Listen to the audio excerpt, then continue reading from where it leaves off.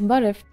Ֆլամինգոներն ուղղակի էկզոտիկ արտաքինով սլացիկ վարդագույն թռչուններ չեն։ Պարզվում է նրանք տարերքի կառավարման իսկական վարպետներ են, թեկուզ անում են դա փոքր մասշտաբներում։ Բերքլիում կալիֆոռնիական համալսարանի գիտնականները անսպասելի հայտնագործություն են արել։ Երբ ֆլամինգոները որս են անում, նրանք ջրի տակ իսկական միկրոփոթորիկներ են ստեղծում, փոքրիկ տորնադոներ, որոնք ներս են քաշում մանր խեցգետիններին ու որդերին։ Ու դա ոչ թե պատահական էֆեկտ է, այլ ճշգրիտ գրեթե գիտակցվող հիդրոդինամիկ մարտավարության արդյունք։ Ամեն ինչ սկսվում է յուրահատուկ պարից։ Ֆլամինգոները դոփում են ծանծաղուտում, հերթով շարժելով ոտքերը։ Թաղանթապատ մատները բացվում են իջեցնելուց եւ փակվում բարձրացնելու ընթացքում, յուրաքանչյուր քայլի հետ առաջացնելով ջրի պտտողական շարժում։ Այս մինի տորնադոները ոչ միայն բարձրացնում են ջրի հատակի նստվածքները, այլև սնունդը, որ սովորաբար անհնարին է նկատել։ Այդպիսի ստոր ջրի հողմը սովորաբար տևում է վայրկյանից քիչ, սակայն դա բավարար է, որպեսզի ավարը բարձրանա ու հասնի ֆլամինգոյի կտուցի մակարդակին։ Ու այստեղ սկսվում է որսի երկրորդ փուլը։ Ֆլամինգոյի կեռ կտուցը սուզվում է ջրի մեջ հատուկ անկյան տակ։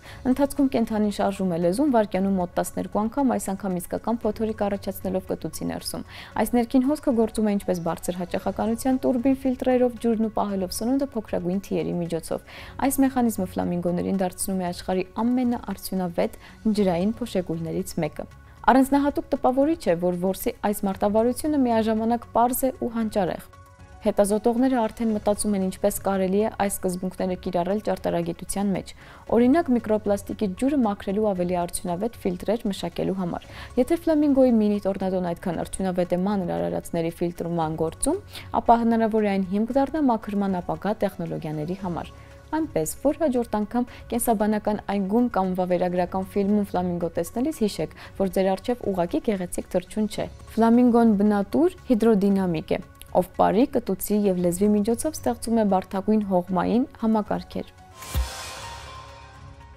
Ճապոնական Հոկկայդո կղզում արված հայտնագործությունը կարող է վերանայել հնագույն ցունամիների մասին մեր պատկերացումները։ Ավազահանգում, որտեղ 115 միլիոն տարի առաջ Խաղաղ օվկիանոսի ջրերն էին, գիտնականները հայտնաբերել են շերտավոր ապարների մեջ թաքնված սաթի անսովոր գոյացություններ։ Ինչպես հայտնի է, սաթն առաջանում է ծառի խեժից եւ արագ պնդանում օդի հետ շփման արդյունքում, այնպես որ չափազանց տարօրինակ է սաթը գտնել մի տեսքով, որը հուշում է, որ այն դեռ փափուկ էր ծովի հատակին։ Ճապոնիայի առաջադեմ գիտությունների եւ տեխնոլոգիաների ազգային ինստիտուտի գիտնականների խումբը հայտնաբերել է, որ այս շերտերում սաթը առաջացնում է այսպես կոչված հրեստրուկտուրաներ, ալիքաձև նախշեր, որոնք ձևավորվում են, երբ ավելի խիտ նյութը նստվածքների առաջացնում պակաս խիտ նյութի վրա։ Այսպիսի նախշերը սովորաբար հուշում են ուղղահայաց կերպով խառնվելու եւ ստորին շերտերում շատ արագ հայտնվելու մասին, սակայն ինչպես է փափուկ սաթը հայտնվել ծովի հատակին։ Գիտնականների կարծիքով պատասխանը ցունամիներն են։ Մասնավորապես խոսքը հնագույն ցունամիների շարքի մասին է, որոնք ոչնչացնում էին ափամերձ անտառները, իրենց հետ օվկիանոս տանելով ծառերը, բույսի մնացորդները ու բնականաբար ծառերի վրայի խեժը։ Ապա ծառերը նստում էին հատակին, որտեղ պայմանները թույլ էին տալիս խեժին պահպանել փափկությունը բավարար երկար ժամանակ, որպեսզի այն հասցներ փոխազդել ավազային նստվածքների հետ մինչև կարծրանալը։ Այս հիփոթեզի օգտին հնչած առանցքային հիմնավորումն այն է, որ սաթի հետ միասին հայտնաբերվել են 1 մետրից երկար փայտի բեկորներ, ինչը բացառում է սովորական վարարումը որպես ծառերը օվկիանոս տեղափոխելու պատճառ։ Այն չէր ունենա բավարար ուժ եւ ցույց կտար լրիվ այլ նստվածքային պատկեր։ Սաթը որպես հնագույն տարերային աղետների ինդիկատոր օգտագործել է խիստ նորարարական մոտեցում է։ Մինչև այժմ հնագույն ցունամիների վկայությունները հազվագյուտ էին վերաբերում վերջին սառցի դարաշրջանից վաղ ժամանակներին։ Քանի որ ալիքների ֆիզիկական հետքերը արագ ոչնչանում են, իսկ հնագույն ցունամիները հազվադեպ են հստակ մարկերներ թողել,